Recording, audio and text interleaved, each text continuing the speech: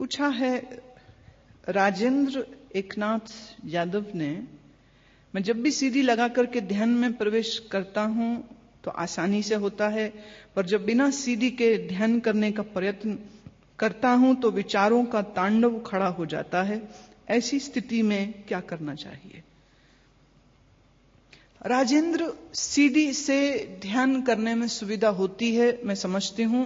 सीढ़ी के बगैर बैठते हो तो खाली बैठते ही मन में विचारों का बाढ़ प्रवाह आ जाता है और उससे तुम्हें बहुत परेशानी होती है। असलियत यह है कि अभी आप ध्यान के लिए तैयार नहीं हैं। मैंने कल भी यह बात कही थी, अशुद्ध मन से, अशुद्ध चित्त से ध्यान संभव नहीं है। ध्यान उसी के द्वारा संभव है जिसके मन में एक शुद्धता है, एक प्योरिटी है। Now what do I mean when I say the purity?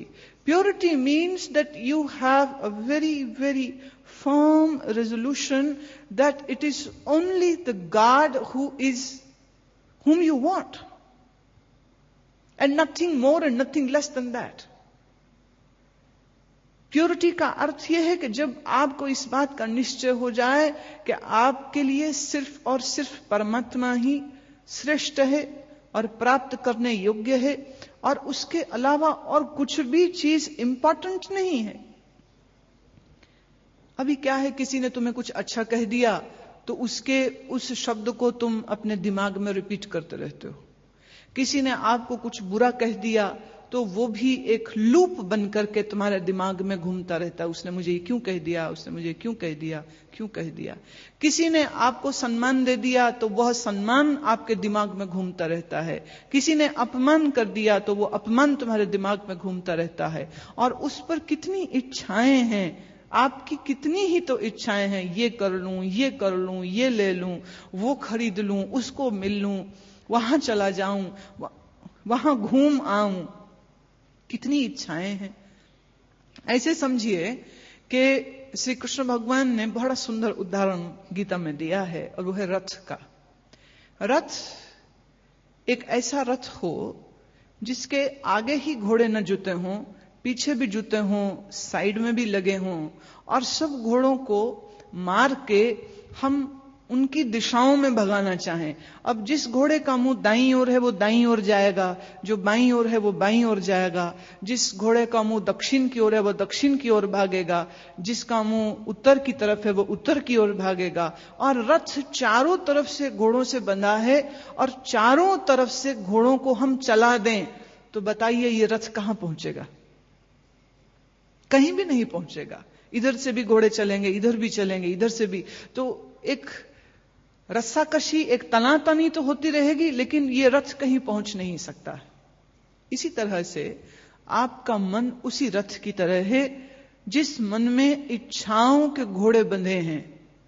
कोई इच्छा कहती ये कर ले, कोई इच्छा ये कर ले, ये कर ले, ये करना है, वो करना है, यहां जाना है, वहां जाना है, ये पाना है, उसका बदला लेना है, उसको मारना है, उसको सबक सिखाना है।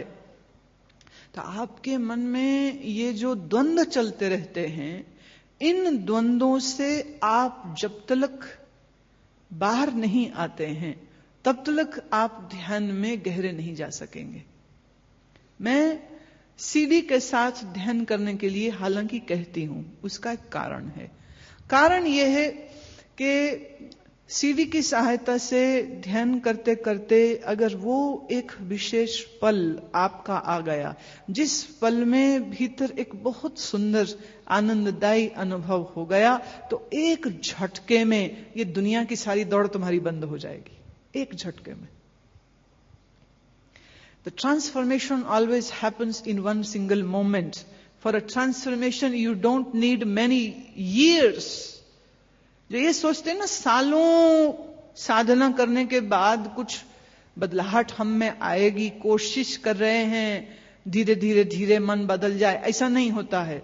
सच तो यह है, मन जब बदलता है तो जस्ट लाइक दिस।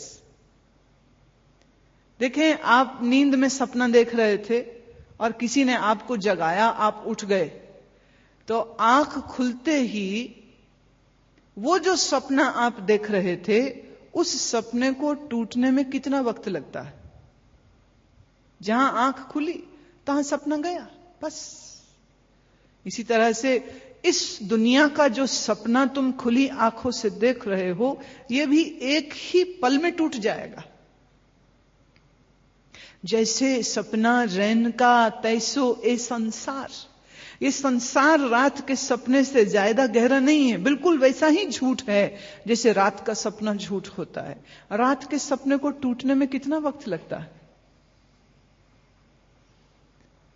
कितना ही लंबा स्वप्न का काल हो, कितनी ही पीड़ा तुम भोग रहे हो, और अचानक से आंख खुली और देखा तो अरे मैं तो सो रहा था, अच्छा रे ये तो सपना था।